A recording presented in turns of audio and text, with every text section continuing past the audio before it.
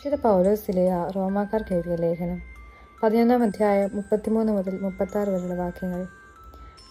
ദൈവത്തിൻ്റെ സമ്പത്തിൻ്റെയും ജ്ഞാനത്തിൻ്റെയും അറിവിൻ്റെയും ആഴം! അവിടുത്തെ വിധികൾ എത്ര ദുഗ്നേയം, അവിടുത്തെ മാർഗങ്ങൾ എത്ര ദുർഗഹം! എന്തെന്നാൽ ദൈവത്തിൻ്റെ മനസ്സ് അറിഞ്ഞതാര്? അവിടുത്തേക്ക് ഉപദേഷ്ടാവായതാര്? തിരിച്ചു കിട്ടാനായി അവിടുത്തേക്ക് ദാനം കൊടുത്തവനാര്?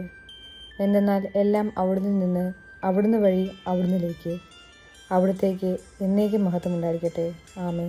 വിശുദ്ധ മത്തായി എഴുതിയ സുവിശേഷം 16-ാം അധ്യായം 13 മുതൽ 20 വരെയുള്ള വാക്യങ്ങൾ. യേശു കെസറിയ ഫിലിപ്പി പ്രദേശത്തെത്തിയപ്പോൾ ശിഷ്യന്മാരോട് ചോദിച്ചു, മനുഷ്യപുത്രൻ ആരെന്നാണ് ജനങ്ങൾ പറയുന്നത്? അവർ പറഞ്ഞു, ചിലർ സ്നാപക യോഹന്നാൻ എന്നും, മറ്റു ചിലർ ഏലിയ എന്നും, വേറെ ചിലർ ജെറമിയ അല്ലെങ്കിൽ പ്രവാചകന്മാരിലൊരുവൻ എന്നും പറയുന്നു.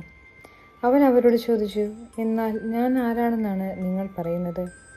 ശിമയോൻ പത്രോസ് പറഞ്ഞു, നീ ജീവനുള്ള ദൈവത്തിൻ്റെ പുത്രനായ ക്രിസ്തുവാണ്.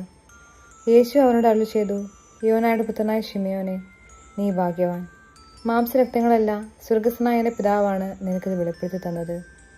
ഞാൻ നിന്നോട് പറയുന്നു, നീ പത്രോസാണ്. ഈ പാറമേൽ എൻ്റെ സഭ ഞാൻ സ്ഥാപിക്കും. നരക കവാടങ്ങൾ അതിനെതിരെ പ്രബലപ്പെടുകയില്ല.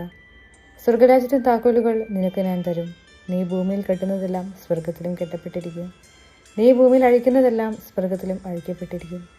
അനന്തരം അവൻ താൻ ക്രിസ്തുവാണെന്ന് ആരോടും പറയരുതെന്ന് ശിഷ്യന്മാരോട് കൽപ്പിച്ചു. നമ്മുടെ കർത്താവായ മിശിഹായ്ക്ക് സ്തുതി.